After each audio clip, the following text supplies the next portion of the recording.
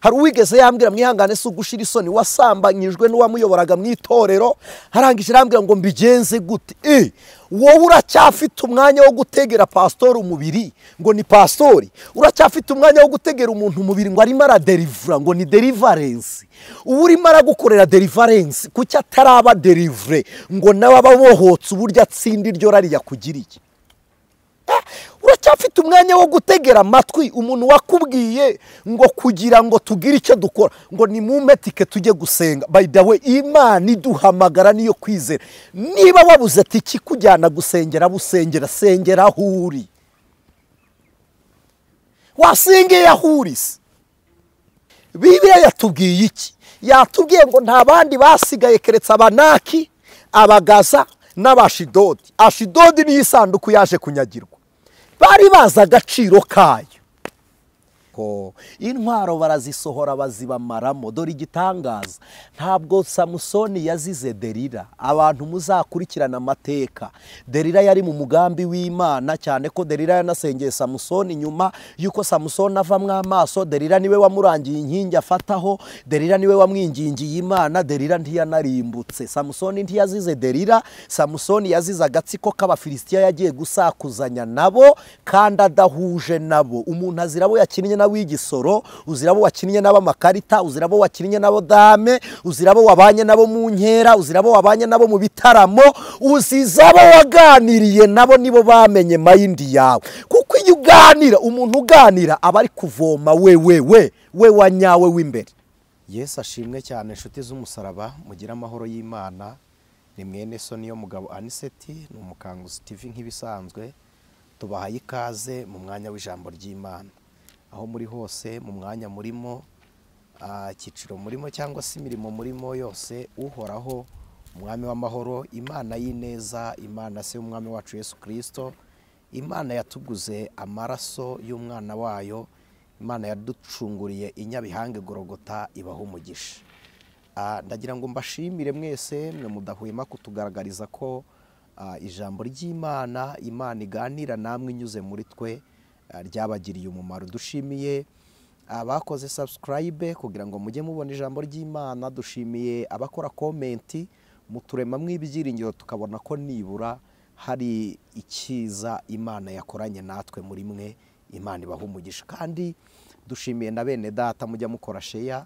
ko hari abantu bajya baduhamagara batubwira ko babonye ijambo ry'Imana arababashe yarinze Imana ibaho umugisha rero reka dusenga n'Imana nitumara gusenga tuganira ijambo ry'Imana data wa twese uri mu ijuru se umwami wacu Yesu Kristo Imana nyirurukundo nyirubucunguzi budashira Imana nyiramaboko Imana nyirubwami bw'iteka ryose turagushimiye tugushimiye imirimo yawe Mana dufite impamvu ituma tugushima uyu mwene data ukurikije ijambo ryawe nubwo hari ibyo yahombye ariko aracyariho kuko ubuzima buriho ngo bukore ariko akazi ntikariho ngo gashyireho ubuzima tugushimiye izina ryawe mwami ibyo twabuze ntibibe impamvu yo kukuvaho muririmbye yaravuze ngo nzafata ibimpungisha Imana mbigira impamvu yo kuyegera aravuga ngo sinzicuza gukurikira Imana haleluya ngo kuko mfite impamvu zibifatika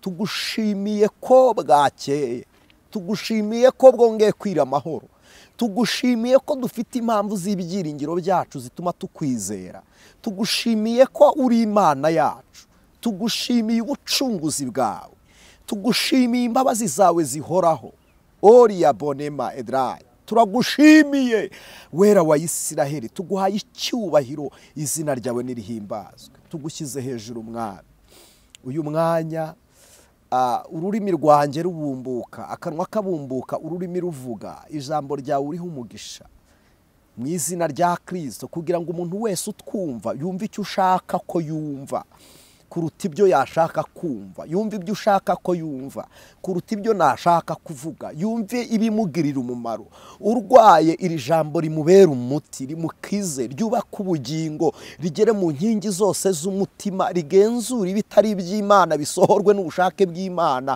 ineza y'Imana igaragare Mana uturamburira amaboko ucinzira mu izina rya Kristo Yesu abanyamibabaro bishime abanyamuborogo bavuza impundu ku bwawe Mwana. Tugushimiye umwanya uduhaye w'ijambo ryawe, mu migisha wadusezeranyije n'uyu nguyu urimo, habwa icyubahiro ku bwawe. Tubisenze twizeye ku bwa Kristo wanesheje byose, none n'iteka ryose. Amen. Imana ibaha umugisha. Turacyabiseguraho inshuti z'umusaraba. Hari ibitabo mwagiye mudusaba ko twigishaho bitagiye bitubera ngombwa, mwoka byaramwe turabinginze. Dufite uyu mwanya mfite abantu 104, ni 104 je pense, ni 104 ko uyu munsi nandikiwe n'abandi batandatu badusaba ko twakigisha ku gitabo. Murumva ntabwo byose twazabyigishaho ngo twebwe tube tugifite intumbero y'umuhamagaro, duhita tujya kwigisha ibyo abantu badusabye kuruta message y'Imana. Niyo mpamvu muzajya mwihangana mubibonera igihe Uwiteka duhaye kuganira kuri iryo jambo ry'Imana ari ryo mubona. Hari n'igihe twaganira iry'Imana iduhaye rikaba ibisubizo bya mwese ibyo mwadusabye, kuruta uko twaganira rimwe ryasabwe n'umwe bikaba ngombwa ko humva we wenyine, nubwo ijambo ry'Imana rigirira bose umumaro. Rero Imana ibaha umugisha. Reka tuganira ijambo ry'Imana mu gitabo cya Joshua, mu gitabo cya Yosuwa. Muraza kwihangana tumere nk'abasoma igice kinini, ni igice cyaho cya 9, Yosuwa igice cya 9, ndahera ku murongo waho wa mbere nsoze no wa 27. Impamvu mba nanga kwinjira mu mateka y'ijambo ry'Imana mutumvishije inyandiko yaryo, kuko abantu benshi ntabwo mubona umwanya wo gusoma Bibiliya, nubwo bikwiriye ko mushaka umwanya mugaha Imana umwanya kugira ngo tuganire impamvu z'ibyiringiro by'abizera. Imana ibaha umugisha. Joshua igice cya 9 murongo wa mbere gusoza no wa 27, igice kiraba kirangiye. Hanyuma niba muri mwe harabakurikira Umukanguzi TV mukandikaho twasomye mukongera kuhasoma, mwandike n'igice cya Joshua 11 ho ntabwo dusoma birebire, turasoma umurongo wa 21 n'uwa 22, kandi turaza no gutaruka tureba igitabo cya Samweli. Turareba n'igitabo cya Samweli igice cya 13 umurongo wa 19 n'uwa 23. Umwami w'ineza abaha umugisha. Haravuze ngo nuko abami bose bo hakuno ya Yorodani, bo mu misozi no mu bibaya no mu mpande z'inyanja nini ahagana i Lebanoni, Abaheti n'Abamori, Abanyakanani n'Abaferesi n'Abahivi n'Abayebusi babyumvise bateranira hamwe, bahuza inama yo kurwanya Yosuwa n'Abafilisitiya. Ariko Abagibiyoni bumvise ibyo Yosuwa yakoze i Yeriko no kuri Ayi, bahimba ubwenge baragenda bihindura intumwa, bajyana amasaho ashaje ku ndogobe zabo n'imvumba za vino zishaje ziteye ibiremo zibaririye, bambaye inkweto mu birenge zishaje ziteye indomo n'imyenda ishaje y'ubushwambagara, kandi imitsima yose y'impamba yari yaragwengeye iguye uruhumbu. Barahaguruka basanga Yosuwa n'Abisiraheli mu ngando y'Igilugari, barababwira bati turaturuka mu gihugu cya kure, none mudusezeranye isezerano. Nuko Abisiraheli basubiza Abahivi bati ahari muri abaturanyi bacu, none twabasha dute gusezerana namwe? Babwira Yosuwa bati turi abagaragu bawe. Yosuwa arababaza ati muri bwoko ki, muturukahe? Baramusubiza bati twebwe abagaragu bawe turaturuka mu gihugu cya kure, twazanywe ino n'izina ry'Uwiteka Imana yawe, kuko twumvise kwamamara kwayo n'ibyo yakoze muri Egiputa byose, n'ibyo yakoreye abami babiri b'Abamori bo hakurya ya Yorodani, Sihoni umwami wa Heshiboni na Ogi umwami w'i Bashani wari muri Ashitaroti. Nuko abakuru bacu n'abari mu gihugu cyacu bose baratubwira bati nimujyane impamba y'urugendo mujye kubasanganira, mubabwire muti turi abagaragu banyu, none mudusezeranye isezerano, kandi iyi mitsima yacu twayihambiriye mu mazu yacu igishyushye, umunsi duhaguruka tukaza kubareba, none yaragwengeye iguye uruhumbu, kandi n'izi mvumba twazujuje vino zikiri nshya, none dore zaratobaguritse, imyambaro n'inkweto bidusaziyeho kubw'urugendo rurerure cyane. Abisiraheli bemezwa n'ibyo kurya byabo badashobanuje Uwiteka. Uyu murongo wa 14 muwumve, Bibiliya iravuze ngo Abisiraheli bemezwa n'ibyo kurya byabo badasobanuje Uwiteka. Nuko Yosuwa asezerana n'abisezerano ry'amahoro no kutazabica, n'abatware b'iteraniro barabirahirira. Nuko iminsi 3 ishize bamaze gusezerana nabo, bumva ko ari abaturanyi babo kandi ko batuye hagati yabo. Abisiraheli baragenda bagera mu midugudu yabo. Ku munsi wa 3 imidugudu yabo yari Gibiyoni ni Kefira ni Beroti ni Kiriyatayimurimu. Abisiraheli ntibabica kuko abatware b'iteraniro bari babarahiriye Uwiteka Imana y'Abisiraheli. Iteraniro ryose ryitotombera abatware. 19 Ariko abatware bose babwira iteraniro bati, twarahiye Uwiteka Imana y'Abisiraheli ntitwabasha kubakura, ahubwo tubagire dutya, tubasige ari bazima, kugira ngo uburakari butatubaho ku bwa ya ndahiro twabarahiriye. Abatware barababwira bati, nimubareke ari bazima, mubagire abashenyi n'abavomyi b'iteraniro ryose nk'uko twabibabwiye. 22 haravuze ngo Nuko Yosuwa arabahamagaza arababaza ati, ni iki gitumye muturyarya mukavuga yuko muri kure yacu cyane kandi duturanye? Nuko rero muravumwe, ntabwo muzabura kuba abaretwa n'abashenyi n'abavomyi b'inzu y'Imana yanjye. Basubiza Yosuwa bati, erega abagaragu bawe twabwiwe neza yuko Uwiteka Imana yawe yategetse Mose umugaragu wayo kubaha igihugu cyose no kukirimbura, bene igihugu ngo bashire imbere yanyu. Nicyo cyatumye tubatinya cyane ku bw'amagara yacu tugakora dutyo. None dore turi mu maboko yawe, icyo ushima ko ari cyiza gitunganye abe ari cyo dukorera. Nuko abagirira atyo, abakiza amaboko y'Abisiraheli, ntibabica. Yosuwa abagira abashenyi n'abavomyi b'iteraniro n'igicaniro cy'Uwiteka aho azatoranya hose, niko bigikora na bugingo n'ubu. Mu gice cya 11 nabisegweho ngo dusome birebire. Igice cya 11 umurongo waho wa 19 no wa 23. Umucuzi wari ukiboneka, aho ni Samweli twari dusomye, twari dutarutse. Reka dusome 11 kwa Joshua, 11 igice cya 11 umurongo wa 21 no wa 22. Haravuze ngo icyo gihe Yosuwa araza amaramo Abanaki mu gihugu cy'imisozi miremire, n'ab'i Heburoni, n'ab'i Debira, n'abo muri Anabu, n'abo mu gihugu cyose cy'imisozi miremire ya Yuda, n'abo mu gihugu cy'imisozi miremire ya Isiraheli,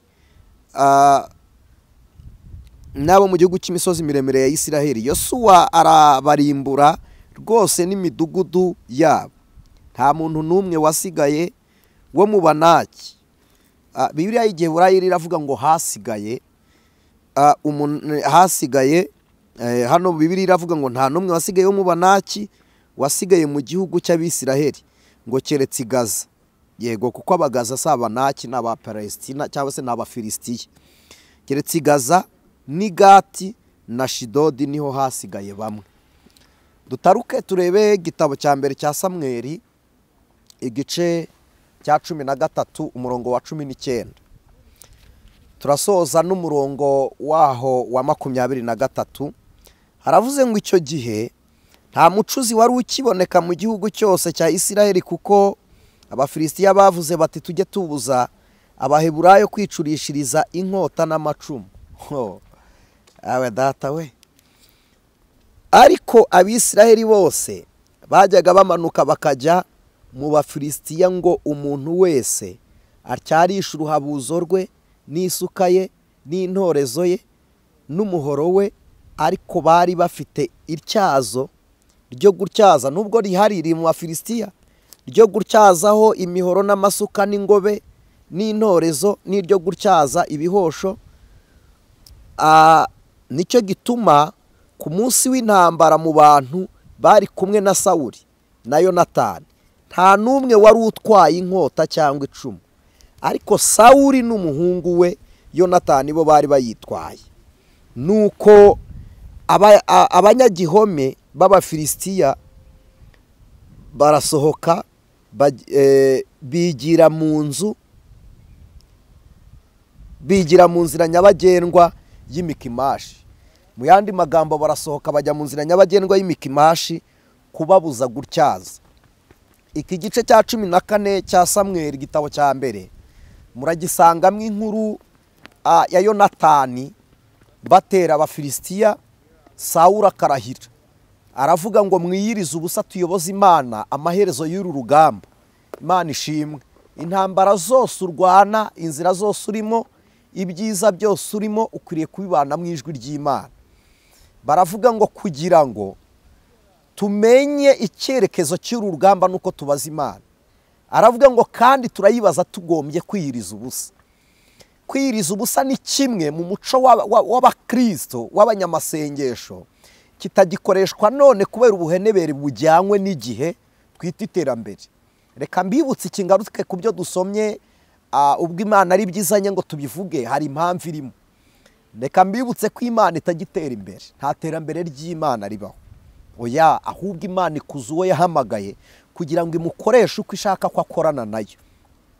Mpamvu mbabwira ko nta terambere n'iriye, ibihe biza bisanga Imana iriho, kuko Imana yabayeho mbere y'ibihe, inariho na nyuma y'ibihe, kuko ibihe bizashira. Imana ishimwe. Bishize Uwiteka ariho, bitaraza Imana iriho, binariho Imana iriho. Birasobanuye ngo nta gishyashya kizaza gitunguye Imana cyangwa kiyihindure ngo uko Imana yari iri hinduka ijyane n'ibihe bigezweho, kuko byose biza biyisanga. Rero hari abantu batakiyiriza ubusa kubera iterambere ry'ibihe, ariko n'ubuhenebere buturuka muri propaganda y'ubuyobozi bwa Farawo. Ko Farawo yaravuze ngo abisiraheli bafite uruhushya rwo kujya gusenga Imana yabo, babona umwanya wo gutekereza kujya gutambira Imana, ngo nuko bari gukora akazi gake. Ategeka ko babongerera akazi, noneho bakagabanya ibikoresho byo mu kazi. Nimureba strategy ifite none, mwebwe muragira ngo ni amahoro, muragira ngo ni ihumure, muragira ngo ni iterambere rindi riri kuza. Harimo ubujyanama buri kuza bukarwanya umwuka w'Imana kugira ngo bukamure ibihe byo muri mwe, hanyuma ibihe byo gusenga biburi. Muzasanga abantu benshi musigaranya akazi kenshi, abakozi bake, akazi kenshi, ibikoresho bike. Noneho umwanya mwari kujya mu materaniro cyangwa mwari gukurikira ijambo ry'Imana, muba mufite ikirarane cy'imirimo mwaraye mutakoze, bikaba ngombwa ko umwanya mwari kugenera Imana muba muhuze. Mugatangira rero kubaho uvuga ngo ari we wabigenza gute. Imana ntishaka umwanya musaguye, Imana irashaka umwanya twigomwe mu gihe tudafite, tugasenga. Rero Sawuli yaravuze ngo mwiyirize ubusa, Yonatani ariyiriza, ariko arebye mu Bisirayeli bona nta ntwaro bafite. Oriya bonama edra, arebye mu Bisirayeli bari kumwe, abona bafite intambara ariko nta ntwaro. Ingo ziriho none zifite intambara ariko nta ntwaro. Ivuga butumwa rya none rifite intambara ariko intwaro ni nkeya. Ngo bari babiri, yari Yonatani na Sawuli. Impamvu bazibahaye n'abami, kugira ngo bazifate bizere umutekano wabo, batwaye intwaro. Ngo ariko Abisirayeli nta ntwaro bari bafite. Babitewe n'iki? Nikosa ryakozwe na Joshua. Ngarutse inyuma rero, uyu mwanya ndagira ngo tuganire ijambo rivuga ngo garura intwaro yawe kugira ngo ube umutsinzi mu nzira yawe n'Imana. Ongera ugaruza intwaro. Ijambo ry'Imana ritubwira intwaro zose z'Imana. harimo kwizera nk'ingabo idukingira igituza, harimo ijambo ry'Imana nk'inkota. Ntabwo ndi buze kuzidevelopa ko sizo nshaka gutindaho. Aha dusomye igitabo cy'umugabo witwa Joshua. Yosuwa ni umugaragu w'Uwiteka. Yosuwa hambere yitwaga Hoseya, akabyarwa n'umugabo witwaga Nuni, n'uwo mu Bisiraheli. Nuni abyara Joshua yamwise Hoseya. Igihe Abisiraheli bajyaga gutata bagarukanye inkuru, Mose yise Hoseya amwita Joshua, bivuze ko ari we mucunguzi, kuko Abisiraheli bazengurutse imyaka 40 mu butayu bagenda bakagaruka. Iyo myaka bazengurutse niyo Mose yari ari kwandikamo igitabo. We yari yamaze guhishurirwa ko atazagera i Kanani, aricara uko bararongotana akandika. None abonye bagarutse aravuga ngo ni wowe mucunguzi, kuko Imana yari yahishuriye Mose uzamusimbura. Joshua afatira w'iteraniro ry'Abisiraheli Mose yarigejeje. Joshua arambuka, yakoze amakosa teoloji igivuga, ngewe ntari buze gutindaho. Baravuga ngo ntiyatoje umusimbura, ariko nta mugayo ko na Mose gutoza Joshua ni Imana yamubwiye ngo bikore. Joshua ibihe yatakaje, bwa mbere yirengagije na Caleb. Hari abantu bajya bavuga ngo aramwibagirwa, no, ntago bishoboka. Yaramwirengagije ko Joshua ni Umwisiraheli, Caleb ni umunyamahanga wo muri Kenazi, ni umunyegiputa wo mu Bakenazi. Ariko abasigaye bo mu Bayuda byatumye Caleb avuga ngo nanjye munyoherezeyo. Abayuda ntibagiye gutata, ariko Caleb arambuka. Agezeyo barebye ubwoba maraya Rahabu afite, babona no guhamya kwa Rahabu. Caleb aravuga ngo ubwo wowe uri mwa kino gihugu ukaba wacogoye, Imana y'Abisiraheli bateye ubwoba. Agarukana ijambo avuga ngo yitwishimira, niba Uwiteka kitwishimira arabatugabiza. Ntabwo aho ngiye kuhatinda. Joshua rero yahinduye ibihugu, ararwana, atsinda Yeriko na Ayi, bikozwe n'ubushobozi bw'Imana isumba byose. Gutsinda Yeriko na Ayi, Yeriko mbere yuko yambuka Yorodani yabitambitse imbere, asobanuje Imana kuko yarunze amabuye, ahashyira n'ibuye aryitirira aravuga ngo rizaba urwibutso rw'uko twambutse kuri Yorodani simpatinda. Joshua bamaze kwambuka Yorodani ahura na marayika imbere ya Yeriko. Ni umugabo wari uteye ubwoba, ni umugabo wari ufite uburyo akorana n'Imana. Icyo nshaka kuvuga ni iki: Joshua ahangara marayika aravuga ngo uwo mu bacu cyangwa uwo mu babisha. Joshua uvugana na marayika ntareshya na Joshua, ntibangana. Yazengurutse Yeriko irariduka. Uretse n'icyo Yorodani bayambutse n'amaguru, uretse n'icyo yabaye ku musozi Imana yavuganiyeho na Mose, uretse n'icyo ubutaka bwamize Kora, Datani na Biramu Joshua areba, uretse n'icyo ibitangaza byabaye muri Egiputa Joshua yararebaga, uretse n'icyo inyanja itukura barayambutse, uretse n'icyo baracyafite isezerano ribajyanye mu gihugu cy'isezerano. Kandi Imana yaramubwiye ngo uzite ku byo nkubwira byose. Kwita ku byo abwirwa n'Imana byose. Umuhanga umwe yarabivuze aravuga ngo umuntu wita ku by'Imana imubwira ngo niwe usohora mu ntego y'icyo yaremewe. Kuba wowe ufite ibyo wiyumvamo, ibyo ushaka kugeraho, ntibisobanuye ko Imana idafite icyo ishaka kukugezaho. Umugambi wawe ushobora kuba deviation y'umugambi w'Imana, ariko umugambi w'Imana ntabwo utuma icyo Imana igushakaho ukidevya. Imana igushyiraho ishaka kugushyira. Joshua aba umunyembaraga. Joshua yari umuhanuzi wahagaritse izuba. Ayaroni muzakurikira amateka abwira izuba ngo hagarara tubanze turwane. Yari atabaye abagibiyoni, ntago ntindaho, ariko aracogora, abuzwa kwizera iby'Imana. Abantu bumva iby'Imana yakoze Yeriko ko hari gisi, jusqu'à présent Yeriko niko hameze. Iri no mu migi barwa nk'imigi ishaje. Ayi bahakoze strategie igisirikare gikomeye ku isi none. Mu rugamba Land Force baragikoresha. Bakoresha iyo strategie Abisiraheli bakoresheje kuri Ayi. Joshua yari umugabo wakoranye n'Imana. Iramubwira ngo ujye ukora icyo nkubwiye, ujye ugenda uko nkweretse.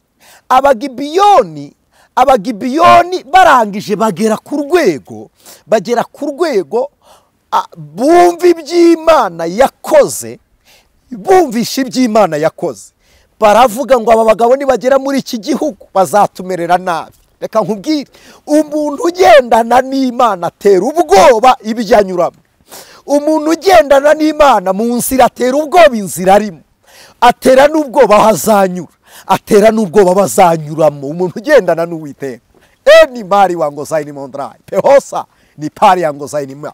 Imana ishimwe umuntu ugendana n'Imana. Umva uburyo abigishwa bagaragaye. Ba Paulo baramanukaga bakavuga ngo dora bubitse ibihugu. Kubera iki? Bagendana n'Uwiteka. Abagibiyoni ngo batinya Imana, bivanga n'andi mahanga. Babwira Joshua, baravuga ngo vatukubwire.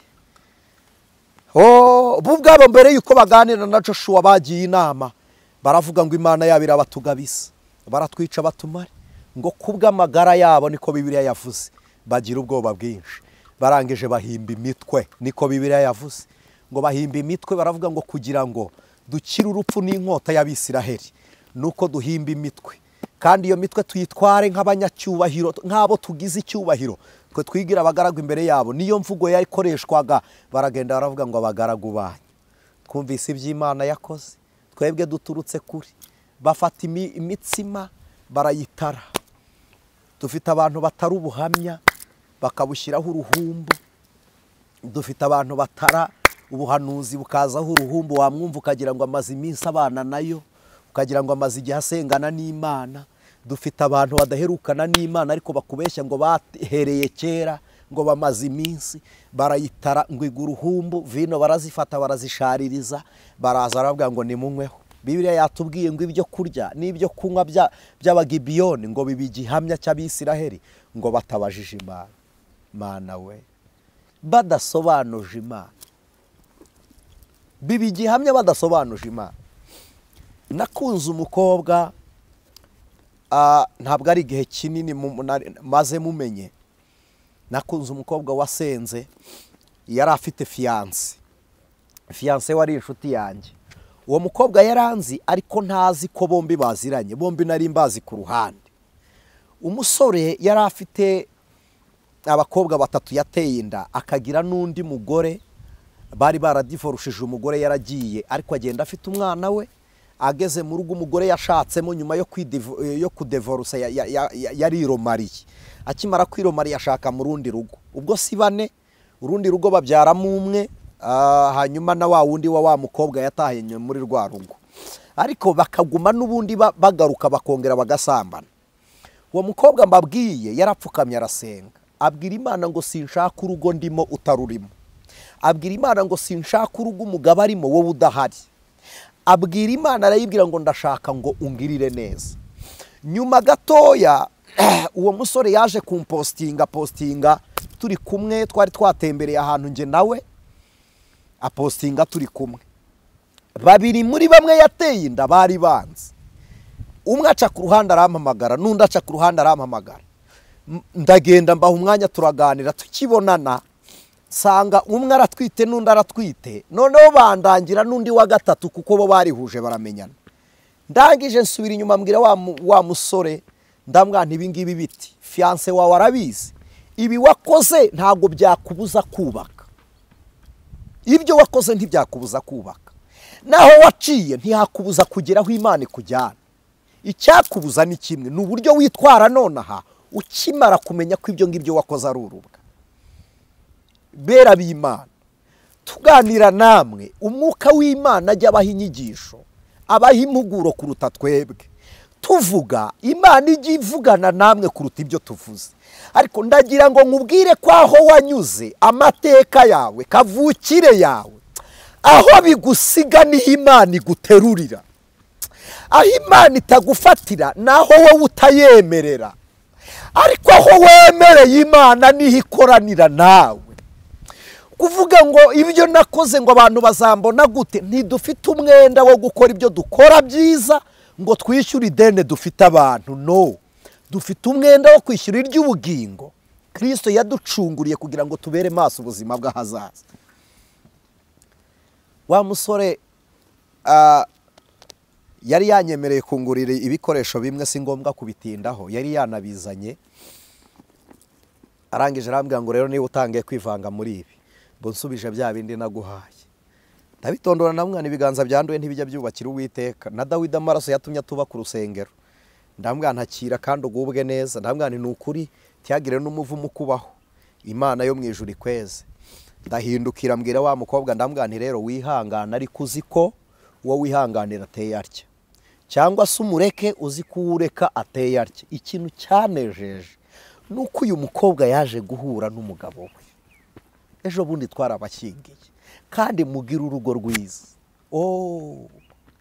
Umuntu ubajije Imana agakora abajije Imana iragusobanurira. Reka nkubwire icyo ubaza Imana yera, icyo ukorana n'Uwiteka. Wowe urasabwa kugenda mu nzira. Abagibiyoni ngo bagira ubwoba, bahinda umushyitsi, baravuga ngo baratwica, kandi amaboko y'Imana yabo irabatugabiza. Imana igitugabiza ababisha iyo tutabahaye imyanya itari iyabo. Imana ibaha umugisha. Gibiyoni ngo bageze mu Bisiraheli ngo babemerera batabajije Imana. Joshua ararahira ngo n'abatware bararahira ngo imbere y'iteraniro, ngo hacemo iminsi 3 gusa bamenya ko babandi ari abaturanyi, ngo bari mu mbago Imana yababwiye. Bari bazi ko abo barahiranye nabo ari ibihugu bituranye n'aho imbago z'Uwiteka zigarukira. Basanga n'imbere mu mbago z'Imana. Ewe data we, munyumve inshuti z'umusaraba. Imbago nituvuga imbago ntabwo ndi kuvuga insimburangingo, ndavuga urubibi, urugabano, ndavuga mu gikingi. Bamenya ko nabo bari imbere mubo batagomba kubana nabo, bamenya ko nabo bahari.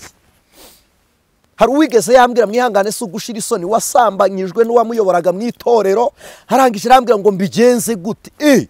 Wowe uracyafite umwanya wo gutegera pastor umubiri ngo ni pastori? Uracyafite umwanya wo gutegera umuntu umubiri ngo arimo aradelivera ngo ni deliverance?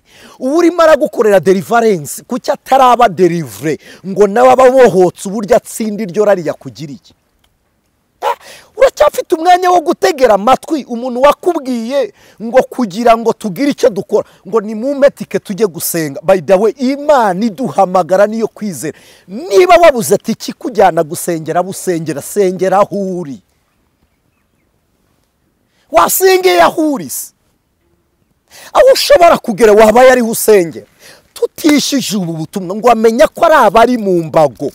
Ntabwo Joshua ntiyatengushywe nabi nyuma y'umupaka. Imbere mu rusengero aba mu bana muri korali, imbere aho mu murimo, muri diakoni, muri pastorali, muri evangelization, muri postros. Aho Dawidi yavuze ijambo ryanteye ubwoba. Yaravuze ngo si umwanzi wantutse, ngo si n'uwakuri. Aravuga ngo yaba umuturanyi najyaga kumwihisha, ngo ahubwo ni wowe twagendanaga, ngo ni nawe warunzi. Umva ikintu cyantangaje. Samusoni Abafilisitiya bageze imbere ye baramutinye, ariko Abayuda, Samusoni ntabwo yari umuyuda, yari umwisiraheli, ariko wo mu Bagadi. Abagadi ni nabo kwa Gadi, ariko bose bari bayobowe n'Abayuda. Abayuda baravuze ngo ubwo atari wo mu muryango wacu Palestina, mwe Isiraheli we, mwebwe Abafilisitiya mwe gucogozwa naho ari, twebweho Samusoni ari turahazi. Bivuze ngo Abafilisitiya ntibari bazaho Samusoni ari, ariko Abayuda bagenzi babo babana mu rugabano bari bazaho ari. Umugabo mubana ni uzahuri, umugore ni uhazi, famiye yawe ni wihazi, abo mubana mu rugabano muri gature. Joshua ngo yumve babanaho, aravuga ngo twarahiye kutabica, nitubica turaducumuye ku Mana kubw'indahiro. Baba data we, wowe uratinya gucumura indahiro wagiranye n'umwana w'umuntu, ugatinyuka kubabaza Imana kwa cinara Yesu. Joshua arinda indahiro ye n'Abagibiyoni, ariko ateshuka ku ndahiro ye n'Imana. Akiteshuka ku ndahiro ye n'Imana ngo arabarokora. Natangajwe, Bibiliya iravuga ngo arabareka babaho. Kubaho kwabo bamubeshye bataragera mu imbere, bamubeshye atarabaho imirimo, bamubeshye bataragera mu mahema, none baraje avumbuye ko ari abanyakinyoma, aravuga ngo bwa mbere aba ari mwe muzaba bashenyi, bivuze ngo nimwe muzajya mujya gutashya inkwi zo ku gicaniro. Ariko Mana y'imbaraga, kandi igicaniro gitahirizwa na Abalewi, nibo bashinzwe ibyo. Ba banyakinyoma aravuga ngo nimwe.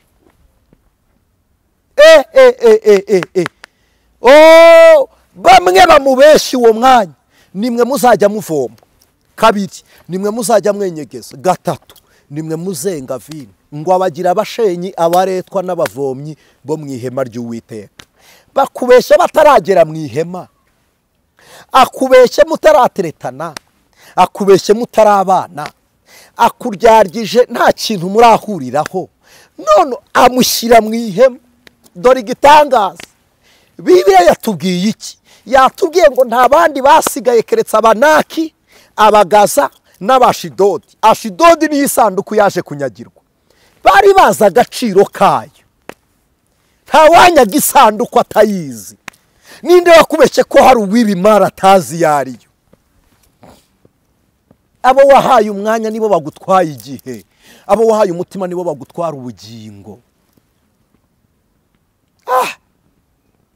Bagera mu ihema, Abafilisitiya bibuka ko hari urugamba rwabo n'Abisiraheli. Baravuga ngo kugira ngo tuzabashobore, musinzira cyane, nimwe mwari kubera amaso ku gicaniro, none imirimo yanyu yo ku gicaniro nitwe mwayihaye. Reka twebwe tujye dukanura musinziriye, dutware intwaro muryamye. Ugiye gutashya agafata intorezo n'umuhoro, akabimanukana akabyambutsa, akabisiga mu Bafilisitiya, akagarukana inkwi zidafite intorezo, kugeza ubwo intwaro zishize mu Bisiraheli. Baragenda babatwara intwaro. Intwaro barazisohora bazibamaramo. Dore igitangaza, ntabwo Samusoni yazize Delila. Abantu muzakurikirana amateka, Delila yari mu mugambi w'Imana, cyane ko Delila yanasengeye Samusoni. Nyuma yuko Samusoni avamwo amaso, Delila niwe wamurangiye inkingi afataho, Delila niwe wamwingingiye Imana. Delila ntiyanarimbutse. Samusoni ntiyazize Delila, Samusoni yazize agatsiko k'Abafilisitiya yagiye gusakuzanya nabo kandi adahuje nabo. Umuntu azira abo yakinnye nabo igisoro, uzira abo wakinnye nabo amakarita, uzira abo wakinnye nabo dame, uzira abo wabanye nabo mu nkera, uzira abo wabanye nabo mu bitaramo, uziza abo waganiriye nabo, nibo bamenye mayindi yawe. Kuko iyo uganira, umuntu uganira aba ari kuvoma we wanyawe w'imbere. Iyo uvuga, capacité intellectuelle yawe, miro yayo ni amagambo aguturukamo. Agakundi wicayemo, abo wagirishije inama, nirwo rugero rwo gukomera kw'inama zawe. Abafilisitiya bakigeraho baravuga ngo intwaro turazijyana byanze bikunze. Tujya turara muri buwati by'amasengesho ya nijoro, bireke uvana itizireke binaniza umubiri. Nawe abo mubanye n'abahudodesheje utu nitwo twiza, ambara ubusa, ibibero ku gasozi ambara ubusa, ibi nibyo bikwiriye. Abo wajyanye nabo nibo bakwambitse, abo waririyemo nibo bakugaburiye. Dore Abayefesi icyo bakoze, babonye Abanikolayiti n'Abaseretusi batyaje inyigisho z'ibinyoma. Baravuga ngo kugira ngo tugumane namwe, tubagumane dutakaza Imana, turatakaza mwe tugumane Imana. Baravuga ngo umudugudu wacu muzawinjiramo kuko nta gukumira, ngo ariko turahahagarara n'intwaro. Nubwo bakoresheje iz'umubiri, ariko omwe Pawulo arabandikira aravuga ngo nimufate intwaro zose z'Imana. Nuko bari bahari n'iz'umubiri, ariko ndagira ngo nkubwire, Yakobo je pense yaravuze ngo hari ibyaha ukira udakiriye aho bibera, ahubwo uhunze ukiruka aho bibera. Imana izatubaza ibintu ku munsi w'imperuka, kugenda ubwira Imana ngo ntabwo natsinze ibyaha. Reka nkubwire, uzi kurinda ikirenge cyawe ntusitare, uzi gufata vora y'imodokari ntuyirenze umuhanda. None ubugingo nibwo uri gutwara ukabuporomora no mu nzu yo kwa maraya, ubugingo nibwo uri gutwara ukabuporomora no mu nzoga mu kabari. Kw'imodokari utarayirenza umusozi ukaba uri kurenza ubugingo, kuko amaso y'abantu ariho igihu. Ntabwo turi kureba aho tujya, ntituri kuhaha agaciro, tugundiriye aho turi. Kandi reka mbabwire, ibyo mwita imbaraga zanyu nibyo mwasanganya abandi, kandi abo babisize bagiye batagishoboye. None wowe uri ready gusoza gute? fata imbaraga z'ubugingo, fata ubugingo aguhaye ngo buguheshe ibyishimo, fata ubugingo aguhaye ngo buguheshe ibyishimo. Wabujijwe kwigani, wowe usiganirwaho umukiza ari, mwizere wizere ubuntu bwe. Abafilisitiya basohora intwaro baragenda barazimara. Muri iyi covid nagiye mbona udutsinda tw'abantu twaritiranwaga mbyite gutyo mu murimo. Wageraho ugeze ugasanga abantu yewe ibiganiro ntibikibamo Bibiliya. Hari n'abantu lockdown yarinze irangira batabumbuye na Bibiliya ngo babe bafite verse biblique nibura bavuga ngo iki gitabo nakize muri lockdown. Reka da, ukareba udutsiko ahantu ugenda uba harakwafekta, ugasigara wowe wanyawe warahindutse, aho guhindura abandi ugahindurwa n'abandi. Ngere hafi nsoza, abanaki bari bashize, abafilisitiya basigaye batwara intwaro. Intwaro bazimaze baravuga ngo reka tujyane n'Amatyazo. Amatyazo bayamaze baravuga ngo reka tujyane abacuzi, kugeza ubwo basohora n'abacuzi mu Bisiraheli. Babura intwaro, babura icyazo, babura n'umucuzi. Namwe nimurebe ijambo ry'Imana ribaye ingume. Turaza kuri YouTube tukirirwa twivuga, tuvuga ibitangaza twakoze, kandi uyu munsi ntihakenewe ibyo twakoze, hakeneye ibyo dukora. Ijambo ribaye ingume, ariko mashi nta wabarenganya. Iyo igihe ari mu nzara umuntu arya ibihari, muri kupfa kurya ibyo mubonye nyine, ni mu nzara. Nta jambo, nta nkota zikiri mu gihugu. Indwaro zarabuze, urabwira umuntu ngo nsengera banza wishyure, yewe ko nshaka kwatura yishyura. Narababwiye mujye muhamagara umukanguzi tubasengere, si ngombwa ngo muduhe amafaranga. Imana uwikoresheje azajya akorwaho, ukoze ahabwa umugisha. Ariko no, ntago ariyo papasi yacu, siyo ntego. Intego ni ubutumwa bwiza. Bantu baciye igikuba ngo tuza kuri YouTube kwakura amafaranga, koko nibyo. YouTube hari abantu yahaye, ariko hari n'abandi bayahaburiye. Abayabona si icyaha kuyabona, n'abayahaburira si icyaha kuhaburira. Ariko Imana izaduha umugisha tuhabonera umwana w'ubugingo, turokora uwo kurimbuka, tumurokore yongera abe muzima. Bera b'Imana nshuti z'umusaraba, bavandimwe dusangiye amakuba y'ubwami muri Kristo Yesu, nimubabarane na bene so babizera, nimwitangire bene so babizera, nimugeragerezwa abandi. Niba kuba barakwanya ari umunezero wa benshi, wababara uri umwe ariko benshi bakanezerwa. Niba imvune yawe yabamo kuruhuka umutwaro kwa benshi, wavunitse benshi bakaruhuka. Bibatwaye iki? Twahamagariye umurimo w'Imana, kandi umuririmbyi yaravuze ngo witanga nzamugororera. Oh, Imana ishimwe, Imana ishimwe. Barangije ngo batwara n'Amatyazo. Icyazo ni ibihe byo gusenga, gushepinga, nta hantu abantu bagicyariza, nta hantu abantu bagisengera. Ibihe byo gusenga byarabuze. Umuntu aho kugira ngo yumve ijambo ry'Imana, yumva aho twavuze tukisobwa, akajya gutinda kuri ako mwavuze ibisi byo byemewe. Amatyazo yaragiye kugira ngo ducyazanye, reka da guhugurana, reka da. Icyazo ririmurwa ngo rijya imikimashi mu Bafilisitiya. Dore igitangaza, impaka zacu ziri gucibwa n'abanyamahanga. Imanza zo mu nsengero ni abanyamahanga, kugira ngo amatorero ayoborwe ni abanyamahanga. Amatyazo ari mu biganza by'Abafilisitiya. Wagaruje icyazo ryawe, wagaruje inkota yawe, wakongeye mu by'ukuri. Imana y'imbaraga ngo Abashidodi banyaga isanduku y'isezerano. Mwibagiye ibyasezeranijwe, ubugingo buragiye. Ngo kugeza ubwo muri Isiraheli ngo nta wundi wari ufite inkota, ngo keretse Sawuli na Yonatani. Yonatani yarebye mu bantu aravuga ngo ubwo mudafite inkota n'urugamba ntimuzarushobora, kugira ngo muzatsindwe urugamba, reka njyewe Yonatani njye kubarwanirira. Mwene da, wamfashije tugasengera bera babaririmbyi ko bakoraga umurimo bawukunze, nabo bagiye batashakaga kugenda. Waretse tukagira ishyaka nk'irya Yonatani tukabasengera. Erega babandi bahemutse ni umubisha wabagiyemo, nabo sibo mwaje tukabasengera. Yonatani ngo atera Abafilisitiya ari wenyine. ajya yari wenyine. Umva inyishyu, umva ibyiza byaturutse mu guhiga kwa Yonatani, ngo ageze mu ngando y'Abafilisitiya barirutse abishe, ngo avayo atwaye inkoni ku rutugu, ngo anyura mu gishyitsi cyarimo ubuki, ngo akozamo inkoni, arangije aranyunguta, ngo anyungutse bwa buki. Sawuli aravuga ngo ndakwica. Umva ukuntu Abisirayeli baravuze ngo turahiye Uwiteka uhoraho, ngo nta n'agasatsi kazapfuka ngo kave ku mutwe wa Yonatani, ngo kuko uyu munsi yakoranye n'Imana ye.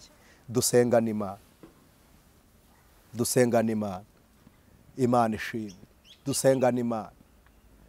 Ityazo uracyarigira, uracyafite ibihe byo gusenga. None se inkota yawe iracyahari, ijambo ry'Imana riracyahari. Abantu mutaye Imana kubera igihe. None se igihe cya none ni igituma mutimana, kandi haje igihe cyo kurengana kw'abizera. Bizagenda bite mu gihe muzaba muri kurengana? Birumvikana ko mwahakana Imana ariko ntibikabeho. None se niba gukizwa none binaniranye, muri Babuloni abavuyemo mwahagarara imbere yabo. Niba none guhamya Imana bibagoye, muri Egiputa bahakirijwe mwahagarara imbere yabo. Tugoswe n'igicucu cy'abahamya batubanjirije muri iyi nzira y'umubabaro. Nimureke twizere dusenge. Joshua akora ikosa, abashyira mu ihema. Nimbivuga murantera amabuye ko hari titre zitavugwa. Dufite abapasiteri binjijwe mu ihema ku bwa Joshua, baje atari abakozi bo ku gicaniro. Aha twicaye aha harabo duherutse kwahurira bafite amayoga n'ibindi, yewe hamwe no kudukubita. Uretse ko ibyo byose nabibemerera, ibiganza nk'ibyo ntibyankoraho kwaca inara Yesu. Dufite abantu basigaye burira uruhimbi bavuye mu kabari. Dufite abantu umuntu agira umugore igitarama akagira undi muhango, umwe amufite mu Bwongereza, undi amufite i Paris, undi amufite muri Hollande, undi amufite muri New Zealand, ku buryo kandi bene ibyo bakabikorana umurimo. Binjijwe mu ihema atari abanyagicaniro. Baje mbere batwiyeretse ntitwamenye uko tubatwara. Ariko se nawe urabona umuntu ataye ubutumwa yirirwa avuga abandi, uracyari kuvuga ngo nabakozi b'Imana gute? Nabashenyi bari mu ihema, ariko saba Lewi berejwe umurimo w'ihema. Nabavomye Joshua yinjije, ariko saba Lewi. Niba badutwaye intwaro, niba bagushije abagore barabakirisitu, niba abakobwa baturira gusambana bukajya cyabaryamanye nabo, nibo bariganyije amafaranga y'abandi, nabari mu ihema, n'abakirisitu bamenye abapasiteri. None se umupasiteri yagushwa nande se yagiye mu ndaya? Yahereye mu bakirisitu, kubera abakirisitu ko bitwaye kuri bo. Bavandimwe inshuti z'umusaraba, abashenyi n'abaretwa bateza akaga mu ihema, kugeza ubwo Joshua yabasize mu gihugu. Dore igitangaza n'akaga, Abafilisitiya nibo baje kubyaramwo ingabo zihora zihangana n'Abisiraheli jusqu'à présent. Filisitiya murebe Palestina na Isiraheli, Gaza n'uyu munsi namwe ni murebe. Ngwigati niho Goliyati yavuye. Bari kurya ibyo mu ihema, nta mpamvu yatuma badashisha. Ariko ibyo mumbwira nibiki? Barashishe. Umwana wari ibiryo byo mu ihema akabirya ari umugati, yabuzwa n'ikimetero nk'iza Goliyati? Ayiwe, wambwira ngo uwo nguwo azarivamo ajya he? Ko intwaro aho zibikwa arahazi, n'imbaraga zanyu arazizi. Kubasenya biroroshye. Kuza kuri YouTube none akambara umwambaro wa gipastora ajaga kubitamo indi myambaro y'ukundi kwemera, ibyo ni ibyoroshye, ntacyo bibabwiye. Intumbero y'ijuru ntayihari, bose ntibazanywe n'ijambo ry'Imana. Hari abazanywe na views kugira ngo babone iyo income y'abaviewinze, hari abazanywe n'ijambo ry'Imana. Imana ibatoranyirize mugira ubwenge, Imana ibangutse intekerezo zanyu, mumenye ibyagakiza bigwiriye bituruka muri Kristo Yesu kubwo kwizera. Dusengana Imana. Uri mu kihe gice? Ityazo uracyarigira, inkota iracyahari. None se umucuzi warahari? Umucuzi ninde se? Ni Kristo. Niwe uducurira, niwe ucura intwaro. Ijambo ry'Imana rituruka kuri Kristo, niwe mucuzi. Hari ababatwaye Yesu barababwira ngo yarabirangije nimukora ibyaha. Hari prosperity gospel ije, mukore mubanze gukora, mubanze muduhe dukore. Hari abandi bababwiye ngo yarabirangije, hari abababwiye ngo ntimujye mu rusengero kwaca inara Yesu. Kandi Yesu ageze i Yerusalemu mu rusengero yahise mu rugo rwa se.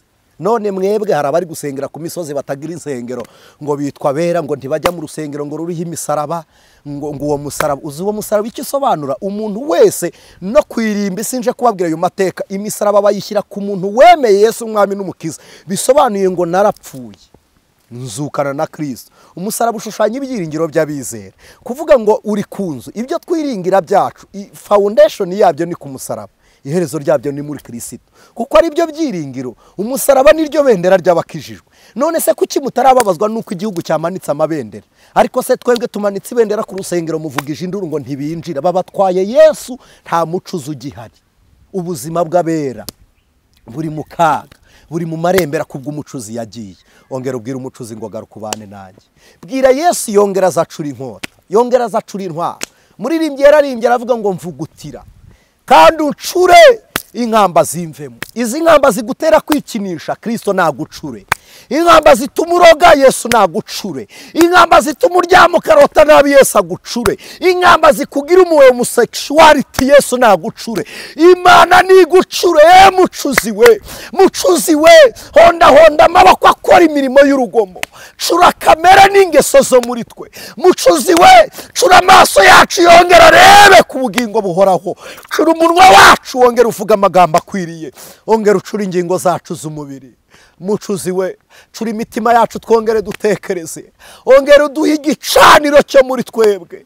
Ongera uduhe kuba mu ihema ry'Imana. Warabivuze ngo muri iyo minsi nzica ibyuho, sa n'ihema rya Dawidi, nzongera ndyegure ndibyutse. Ongera utwegure, ongera utwubake, ongera utugirire neza, ongera ubane natwe. Uyu mubyeyi Oria bonama edrahi wa pahosa ni moria shatori ya kasayinima. Uyu mubyeyi turamusabiye kugira ngo kugenda k'umugabo ntabwo byatumye icyazo rigenda, ntabwo byatuma umucuza agenda. Uri Imana ibana natwe, ongera ubane natwe. Izi manza twaburanaga, ongera ubane natwe. Abari bariganijwe ibyabo, ongera ubane nabo mu izina rya Kristo. Turagushimiye Mwana, kiza abantu bawe none n'iteka ryose kubwawe mu ngeri mwiza. Amen. Imana ibaha umugisha kubwa Kristo Yesu. Amen.